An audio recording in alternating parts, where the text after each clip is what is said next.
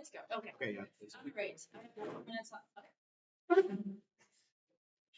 4 minutes on the clock if my opponents are finally ready. Yeah. All right. Addison. Okay. Gonna go inside the 4-minute timer right now. First time speaking, of course, want to thank my opponents as well as the hypothetical YouTube judges for being here. What I'm going to do in this speech is ultimately me and my partner are going to affirm the resolution that parents should be held legally responsible for their children's actions online by first starting off with some definitions as well as a weighing mechanism to help you understand a little bit better what this is actually asking us to defend before I move into our main 3 contentions tagged as problem, solution, benefits. So first, when we're looking at what a parent is the person who begets, brings forth, or raises and cares for a child.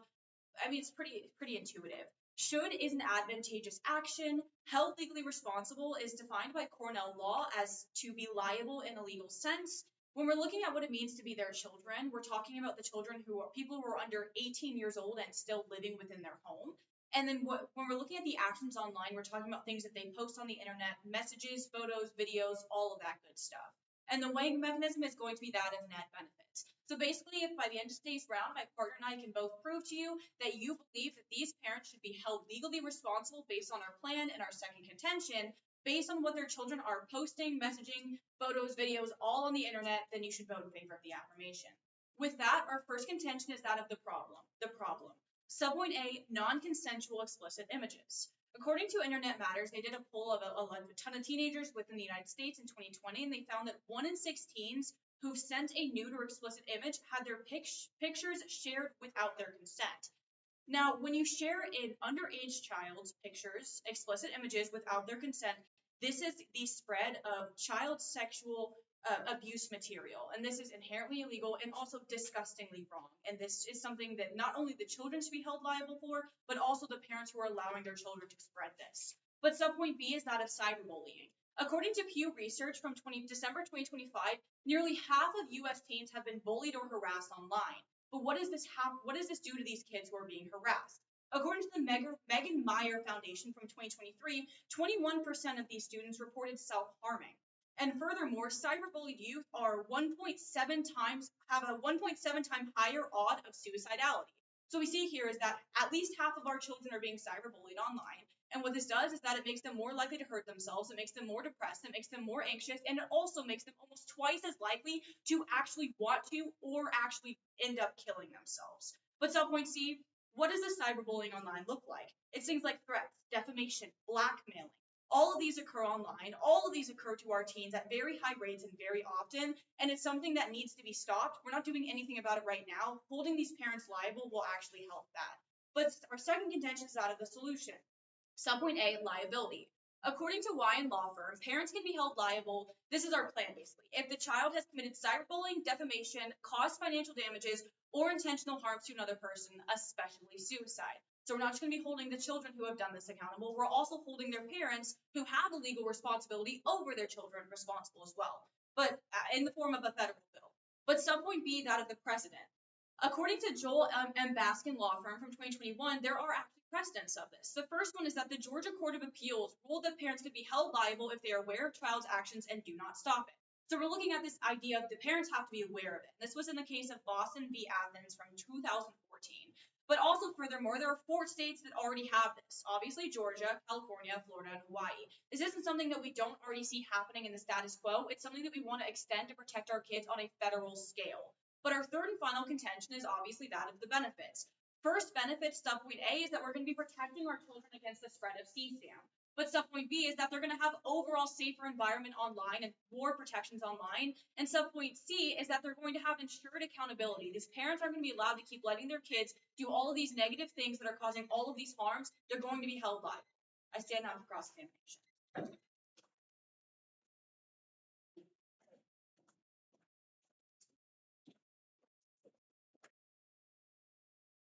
All right.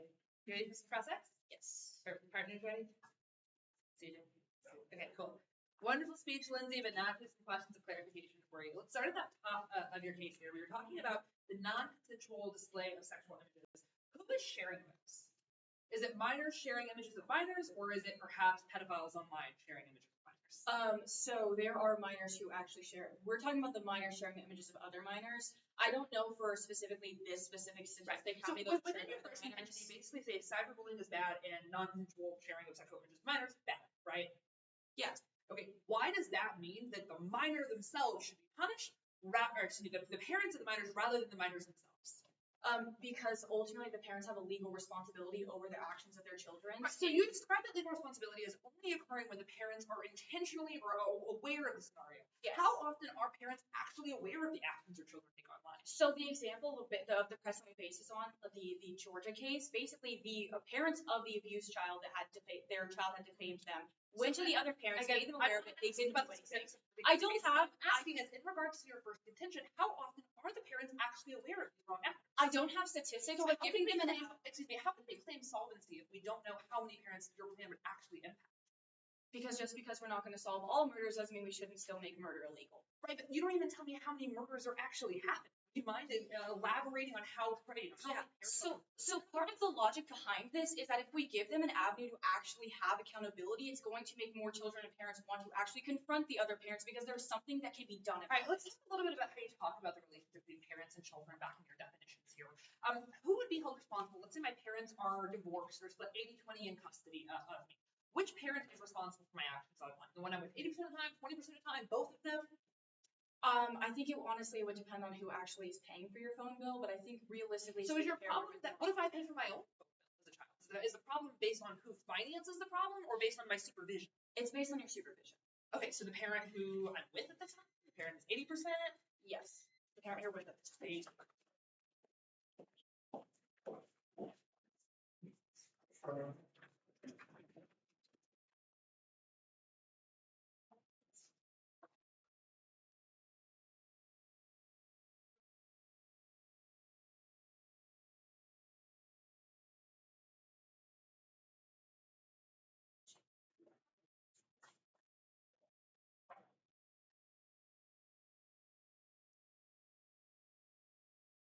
Okay, are we all good? You guys good? Yeah. Bart, are you good? Fantastic. If I remember this right, I got 5, and that 5 will start now. Now, I don't know about you guys. I may not have the greatest parents. What I do know is that no parent ever has been like, here, kid, here's a phone. I want you to go cyberbully people. No parent knows they do that. No parent wants their kids spreading CSAM. That's just not a practical reality we live in. And on the topic of practical reality, that's what our NEG case centers around. While we have the lovely ideal from our opponents, not lovely as in what's happening, what we do understand is that this resolution just does not solve the problem, and if anything, passes the buck onto the wrong person. That being said, the way we'll prove this is by going over what the AF needs to prove in burdens, and then I'll give you 3 negative contentions that'll leave you feeling confident for the neg off this speech alone. First off, top case is fine. We need more elaboration on things like the legal guardianship, what legally liable means in this sense, because that's the first big burden. The resolution saying parents should be held legally responsible does not mean just sort of liable. That means that the parents are the person who is held responsible. That inherently means that we're not finding the child legally responsible. And the reason we know this is because in criminal court, you're finding one party responsible for the whole thing. In this case, that's the parent. I know they're going to disagree with this, and that's fine, because we have prepped out the responses for it, so bring them on.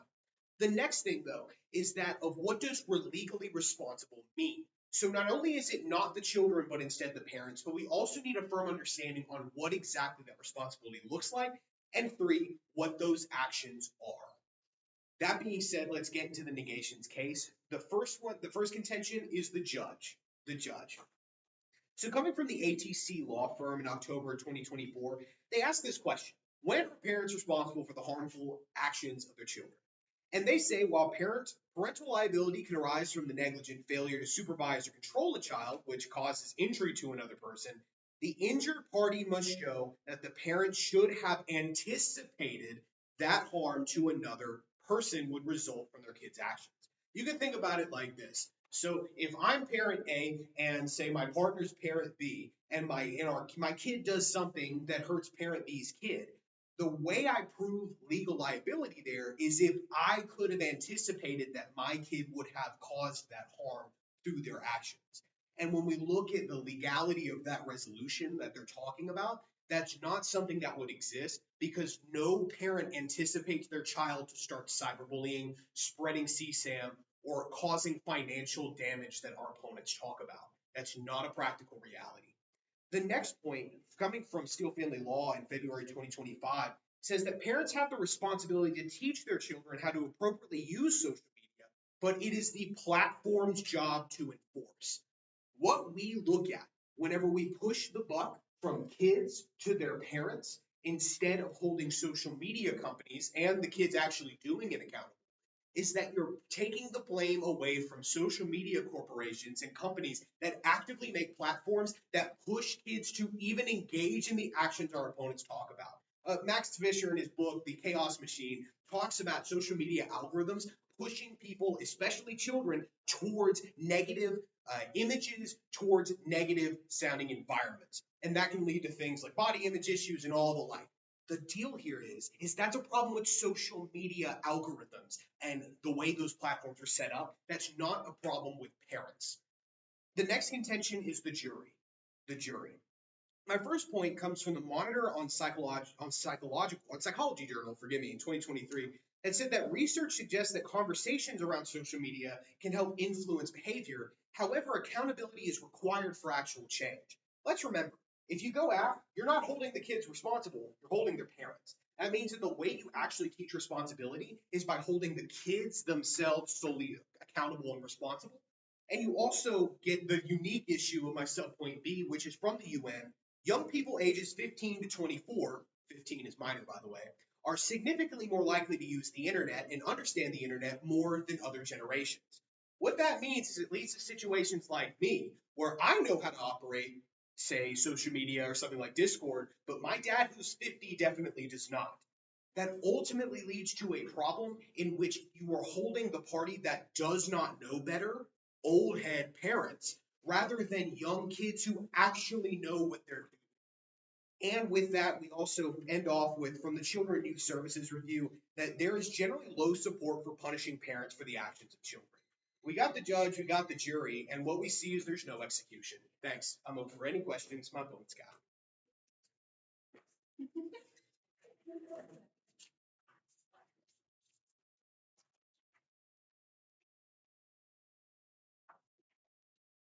All right, I have 2 minutes. Sure. You're ready? Yep. And everyone else is ready? All right, gonna go and start that timer right now. Great speech, of course, I do have some questions. Are you familiar with that recent case? I'm not entirely sure where the state was, but this child basically went and shot up a school, and the child and the parents were both held legally responsible. Are you familiar with that? So I love that you bring that up, because actually we look from the University of Illinois talking not only about that, not that particular case, but the philosophy behind it. The reason that the parent could be held liable is because a gun is a deadly weapon, a computer is not. That's literally exactly. But there were two different people held accountable, correct? Yeah, and a completely different thing, with completely different legal reasoning that you can't use to apply to a Another question based also on that specific case. Do you think the parents wanted their kid to go shoot up that school? No, but they allowed them to get a deadly weapon, that being a gun, So whereas they didn't a smartphone. Stop it. A smartphone is not a deadly weapon. Yes, the case you're talking about does not apply. Yes. But they didn't want that to happen, but they also did not stop it from happening. Refer back to my subpoint A, where I talk about anticipating what their kid's going to do. If I give my kid a gun, I can logically infer they might use it to hurt somebody. A smartphone, a computer are not deadly weapons, so your legal precedent doesn't apply. But two, what we also know is I don't anticipate my kid to cyberbully, personally. Okay. And then when we're looking at that, your second contention, the last thing came out of your mouth, talking about there's generally low support for parents to be held liable. Who is responding to these polls? The parents? Well, I'm not sure who the exact respondents were, but considering it's from the Children and Youth Services Review, I would assume it's probably from people dealing in children and youth services, which would be parents, but probably also social workers. I'm not going to commit to that as being like hardcore what it is, but it's more likely than not that is the case. Why don't they want them to be held legally responsible? Because it makes no sense. Because here's the thing. So let's say you're 14 and you are mad at your mom. So I'm going to go cyberbully someone online. That way my mom gets sent to jail and time out for a week.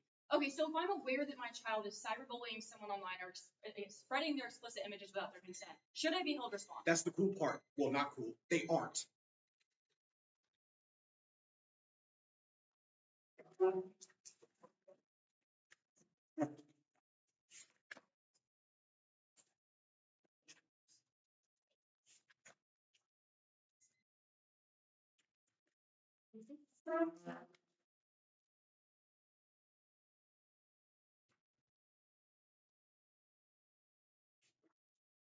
Okay.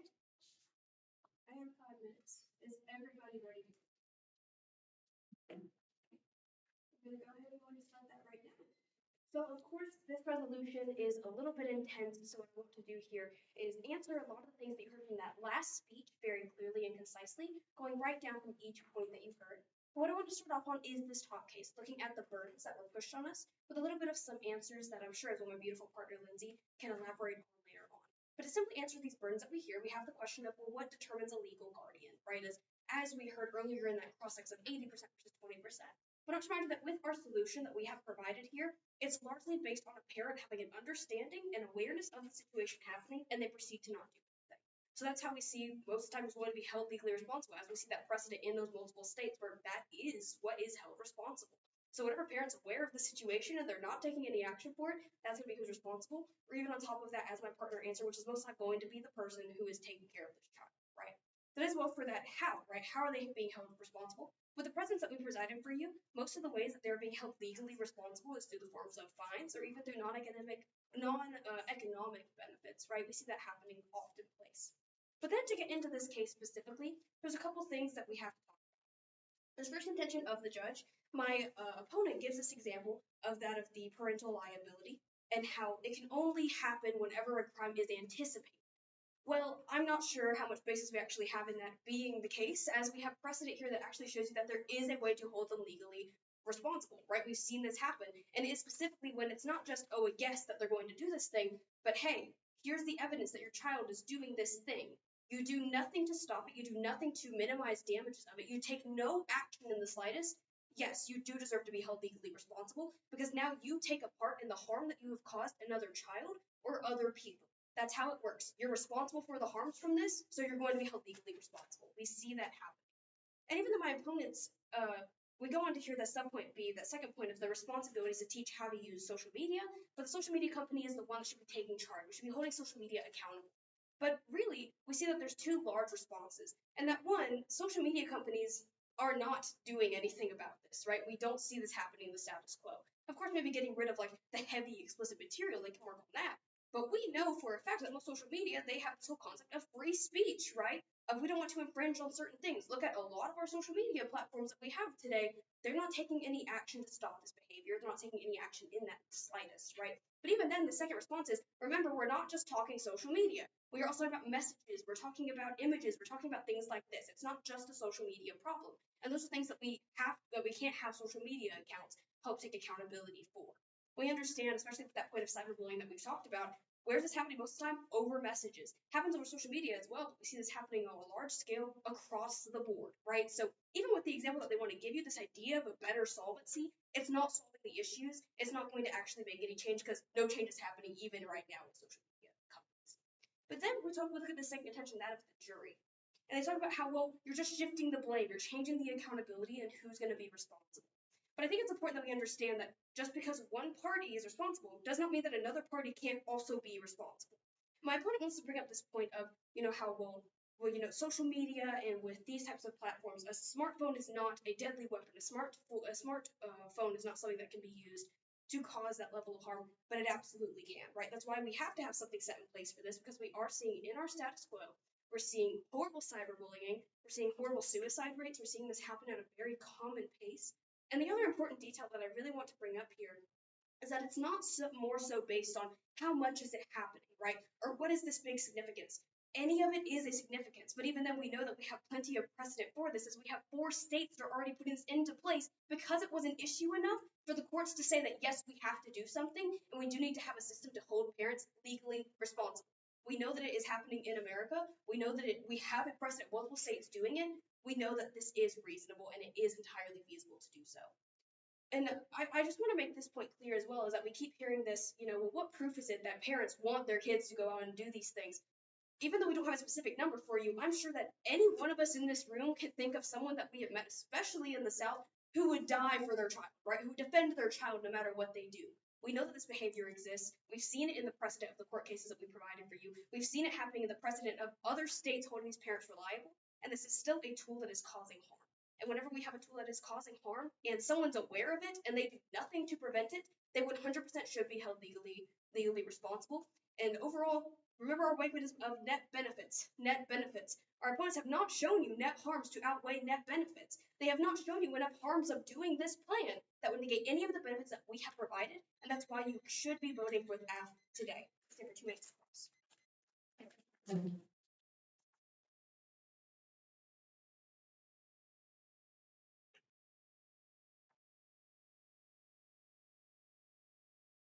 You good? Okay, I got 2 minutes. I'll start now. Okay, so you're in flight B, right? So you help a lot of novices prep. Yeah, I try. Yeah, sometimes. So let's say that one of the novices you help prep, you give them a case, you know for a fact that it's 100% correct, but then they make up a source in their round. Should you be ejected from the tournament for that? I think that I should be held responsible if I know that they're going in with fake information. But you don't. So you have no idea. You give them a case that is 100% true. You have no reason to think that they would make something up, and then they do make something up in round. Do you think you should be ejected from the tournament for that? To readdress that, you're kind of proposing this hypothetical, whatever. The plan that we provided for you today is not looking at that. The president of the state comes with parents knowing about this activity and not stopping. So how many cases of those exist? I don't, it is tricky to find exact numbers. I was trying to, but a lot of cases can be kept private and things of that nature. But we understand that it is happening at enough of a rate that we've had 4 states. Okay. The next thing I want to ask is, so what do the consequences look like? So if, let's say I'm 13 years old, hypothetically, and you're my parent, I'm cyberbullying, so you're held legally responsible. What does the punishment look like for you? Are you fined? Are you jailed? Are you, I don't know, hung or something? Yeah. So if I understand that you're doing this thing and I'm not taking any action to stop it, the way that we're seeing most of the, consequences happening are through fines. I can't get exact numbers, but I know that it's in around the hundreds to thousands area, around the average, I believe, about $500 to $1,000. Okay. But there were other things too of how you can settle these things without the economic consequences. Right. So then let's just use a practical example of what this would look like, right? So you're in a family of 4, right? And it's a single parent household, which is common. So you are the youngest kid in your family, and then you cyberbully someone online, and that means that your parent gets fined or sent to jail. Do you think that's fair to those 3 other kids when that parent didn't do anything? Again, in that precedent that we have, that case only went forth because there was evidence that no action was taken. It's not just a hearsay. There's evidence of no action being taken. Okay, thanks.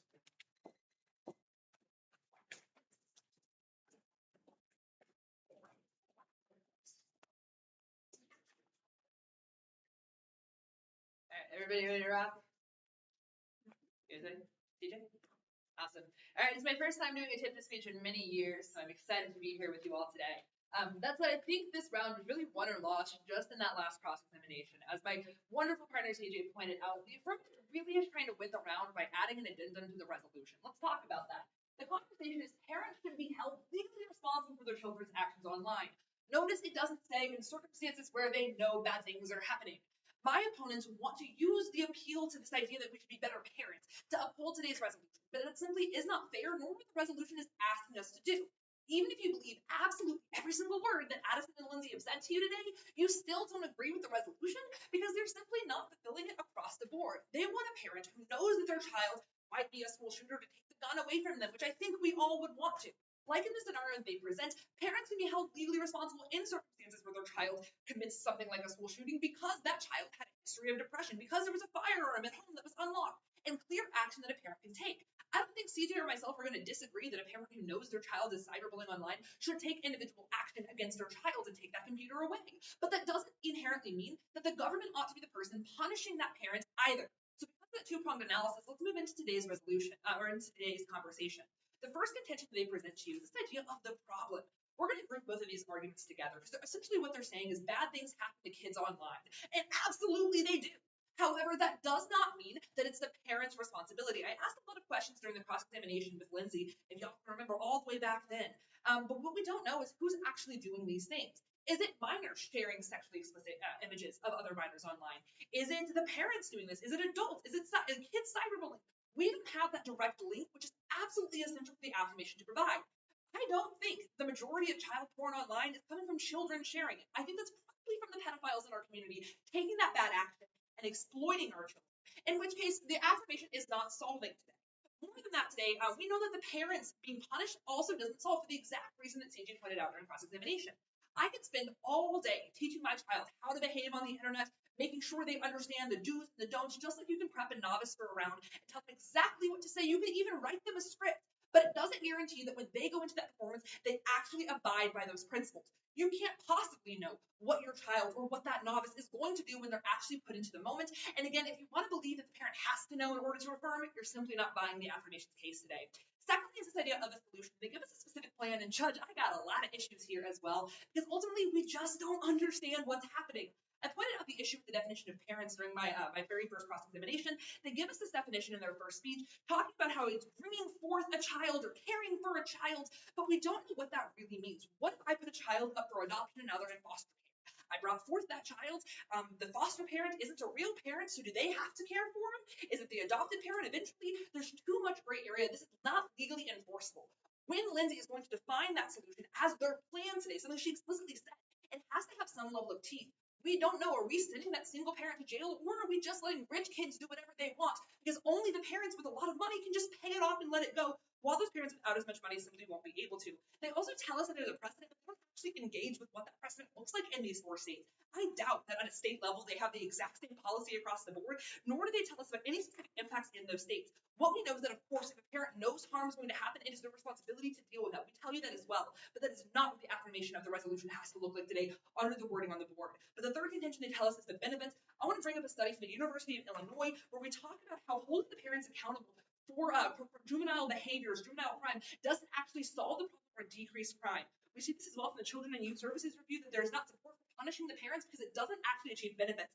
They provide no links in their case, and that is the responsibility as a team affirmation to not say good things could happen, but to actually convince them that they will if we believe their plan, which again is hardly even a policy. Thank you very much.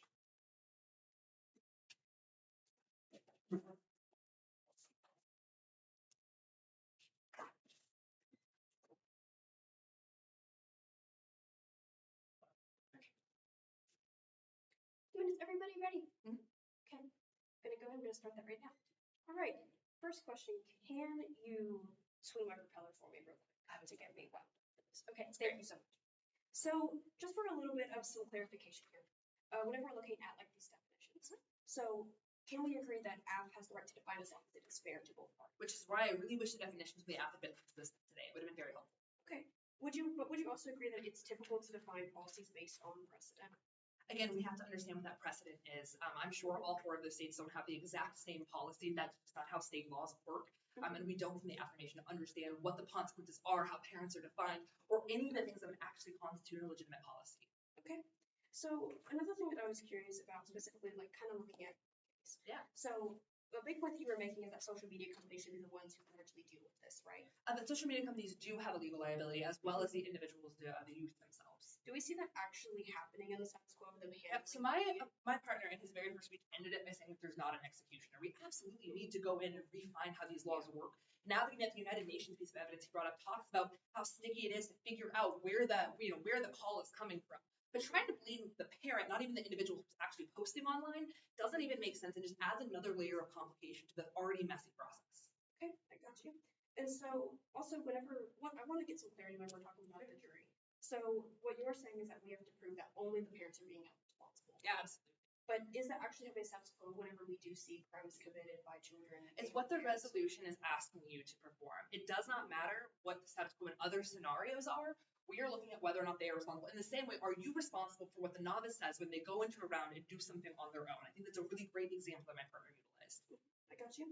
So also last question, with our main mechanism of net benefits, you can agree that overall the affirmative should get the ballot if we show more net benefits than net harms and So we're not doing a cost benefit analysis. We don't have to show this is harmful, just that your benefits aren't there. Which is what our entire response here to our contention and what my partner talks about in jury does. Your benefits don't exist. This is unnecessary and again shifts the blame in a way that is harmful to legitimate accountability. Thank you.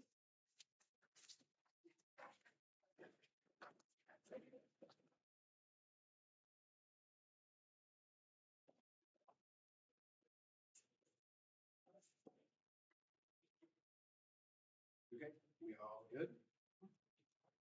All right. 4 minutes. 3 minutes. What? 3? Yeah, they love. Wow, I never had to do these. All right. Yeah, I'm purposely trying to cheat. You can quote me on that. I'm kidding. Okay, 3 minutes then. I'll start. Yeah. Now, this may be confusing for those who have not watched the TIPDA round before. Why is the neg going and speaking twice? But that's because that's how we do it. That way it can end off with the app like it ought to. But with 3 minutes, that's plenty of time to cover the responses to our case that were given by our opponents.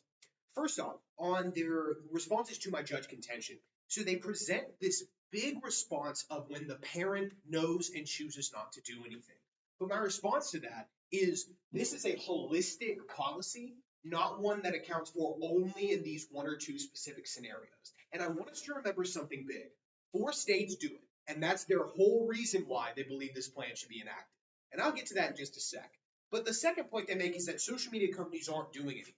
My response to this is my opponent is basically saying that the reason why we shouldn't hold social media accountable is because social media isn't doing anything. But Judge, that literally is backwards logic. We're saying that we should hold them more accountable because they're the ones primarily responsible for the problems that our opponents even talk about. So yes, we can just hold them more accountable. In fact, we can hold them responsible over parents, or logically, we hold the kids responsible. The next point that our opponents bring up in jury is talking about how 4 states do it. And I really love this argument because their whole case hinges on the fact that 4 states do it. Well, Judge, I want to present that a bunch of states in the past 5 years passed laws banning drag queen story times. Texas passed a law that said you can't have litter boxes in classrooms. One thing that literally did not happen when they passed the law, and the other thing that was completely harmless. My point is, just because states pass some laws about it does not mean that that's a reason to pass it for the entire nation. They cannot even show you one concrete example of when this happens. And if they use the Georgia study or the Georgia example, that's perfectly fine, because in that specific case, it talks about the fact that social media was not even the reason that they were able to be held accountable. It was for a completely different legal reason.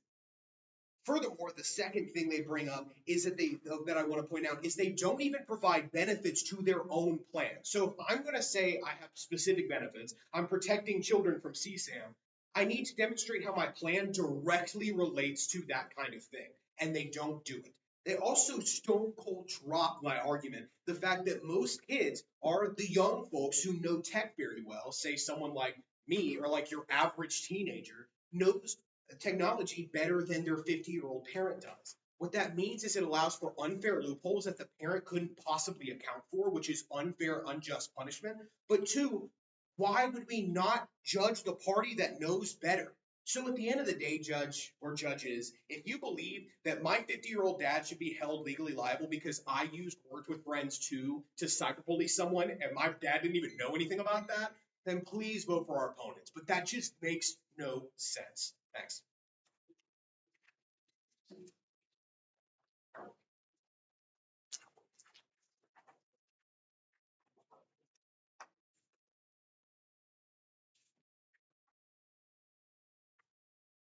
All right, I have 4 minutes if everybody is ready.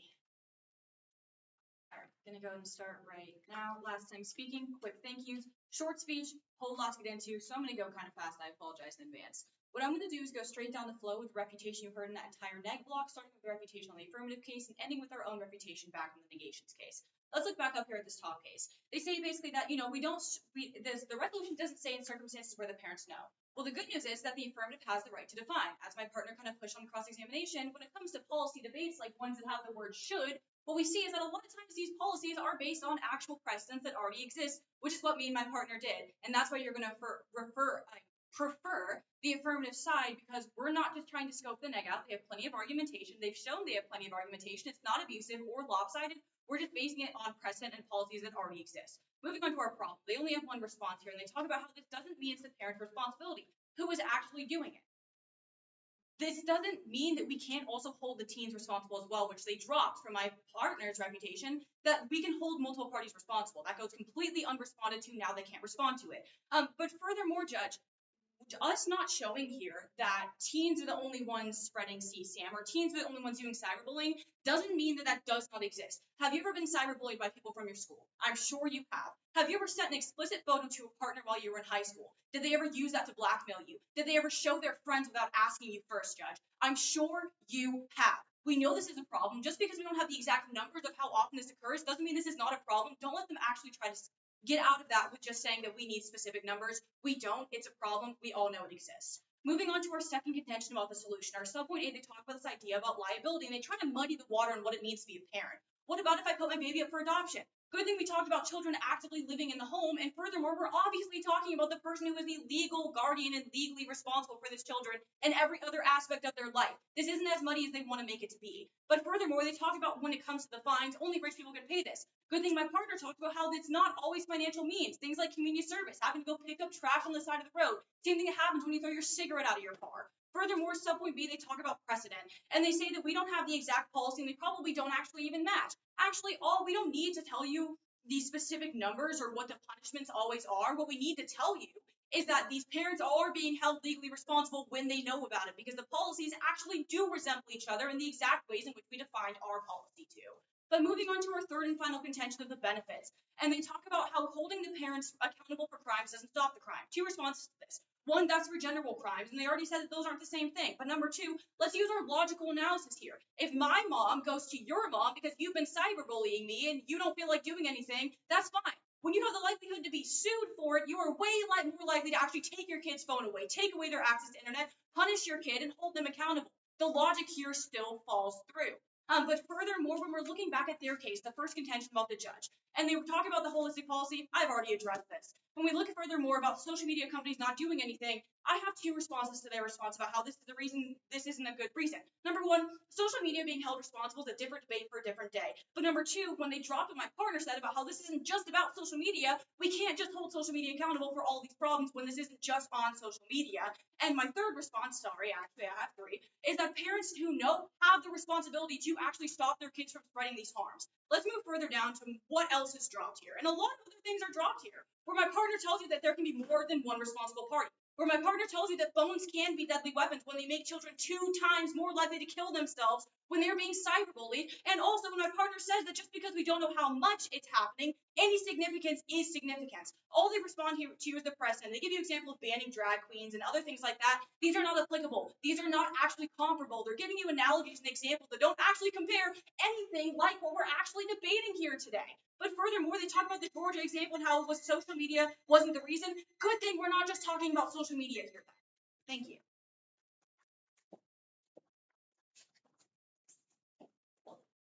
All right, are y'all ready? Ready to rumble? Cool. All right, so last time you're going to hear from me is far from the negative at all. So in this speech, what I'm really going to do is try to focus on some of the big questions that might still be on your mind and tell you why we're going to settle with a negative ballot today. Let's first turn our attention back to the most important phrase we're going to hear all day, which is parents should be held legally responsible for their children's actions online. Judge, I really want you to think about this for 1 second. The affirmation absolutely has the right to define the words on the board. They don't have the right to add words to the board. It's important that we recognize this, Judge, because of course, if we can find a little tiny loophole, then they'll win every single day of the week, which is why we need to have this conversation holistically and fairly in today's round, which is what I believe my opponent's meant to do. However, it's not the impact of the arguments they actually build. Let's talk about this resolutional analysis a little more broadly here, right? They have two real responsibilities. One is to this idea of sole responsibility, and secondly, convince us this idea that they must actually know. Are these 2 points of contention that we actually have? To get you to both of them, they really use a lot of fear-mongering language, and I want you to pay attention to that when you think back on your flow. Ultimately, Judge, they're wrong about both of these things. First, we know because of the analysis my partner gave to you earlier that they do have to be found to have the sole responsibility. But even if you don't believe that, they certainly have to be culpable in some way. My opponents try to get us there by saying, but they know about this thing. What they want you to believe is that parents should be better parents and be punished when they're not better parents. Judge, that's simply not the conversation that we're having. My partner brought up an example of, let's say I'm mad at my mom. She really got under my skin today. I'm going to go online, I'm going to cyberbully somebody to ensure that she gets a punishment, she gets a fine. how does that actually curtail or change my behavior as the individual? What we haven't seen happen at all from the affirmative speakers is any direct linkage between how punishing the parents at all as the sole or as a mutual party would actually lead to some type of change. Because they haven't done this, we have to buy the negative argumentation. Furthermore, Judge, they don't tell us how many parents actually know that we have these problems going on. I told you in response to their first contention, we grouped those arguments together. Yes, cyberbullying is bad, but we don't often know, one, where that comes from, or two, how many parents actually are aware that their children are doing here. We're unable to quantify the benefits coming from the affirmation, which is exactly how they want you to vote today. They want you to vote based on net benefits, but they don't give you any way to actually measure or evaluate how big those benefits supposedly are. But let's look at the four main questions I have for you today. First, this idea of, are parents responsible? Are parents responsible at all? First, think back to that example of helping the novice prep for the round.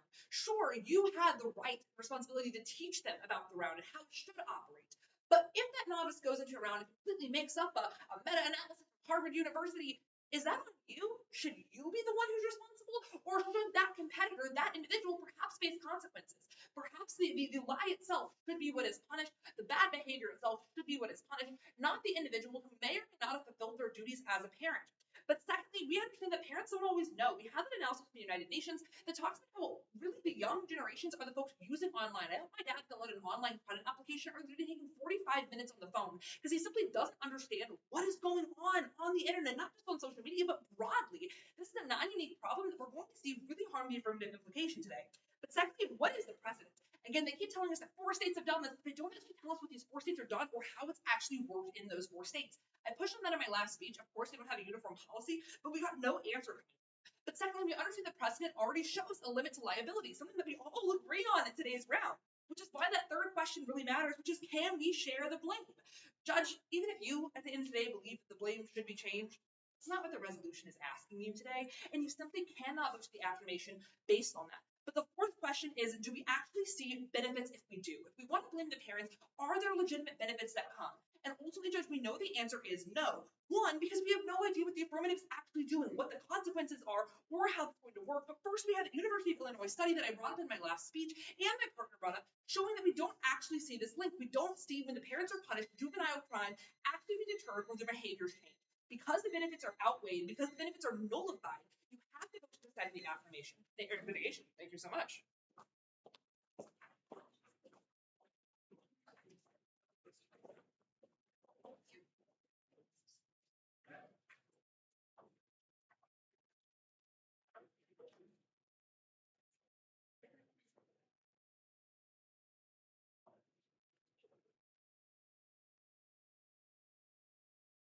All right. 3 minutes. Is everybody ready? Okay, gonna go ahead and start this now. I think that this round has gotten muddy when it really never needed to become muddy in the first place. So what I'm here to do is give this final speech of the entire round, summarize the affirmative's main big reasons why you can side with the affirmative, and make things as clear as possible. I want to talk about some of the refutation that you just heard. What we've continued to hear over and over again is that we have to look at this holistically. It's that we have to look at this with the general idea of, just in general, that no matter what you post online, the parent should be held responsible as long as you know there's harms. But overall, I think that it's a big misinterpretation of the resolution. It would be ridiculous for me to come up here and say that anyone who makes a joke about Charlie Kirk and that it hurts someone's feelings, their parents should be charged, right? It doesn't make sense. That's why we have a precedent that gives us that sense, that has things make sense for us.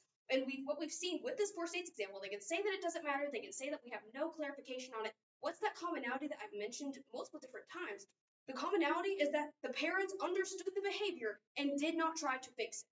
That's why they're held legally responsible, because now, whenever that happens, they play a unique and specific role in causing harm to another person. And whenever that happens, yes, they should be held legally responsible. They are being held legally responsible. We know that this has to happen. But even then, you can see that there's been a lot of drops even throughout the refutations that I gave to my opponent's case, such as the fact that this isn't just on social media, such as the fact that multiple parties can still be held responsible, such as the fact that smartphones can be used as tools to cause death, to cause harm. These things don't go responded to. And that's why I really want to get into these big questions that you just heard, is that what you heard from litigation, are the parents responsible? What we've answered, yes, if they know about what is happening, which is what makes the most sense to even talk about in today's round, and it's a precedent that we've seen happen. We're saying, make that federal. Make this a federal policy. That's what you're voting on. So let's get into this big voters that we have here for you today. This first one is who wins that clarity? Who wins the clarity? The negation overall has been trying to make this round a lot more confusing than it actually is. Who's a legal guardian? We should be doing this holistically. It's really social media, all these different factors, but they never actually uniquely address why, even under the affirmatives plan, why this is such a big problem. Right? Whenever we're looking at clarity, we provided you a clear plan, clear what we're going to be doing, who's held responsible, and we even talked about how they are held responsible.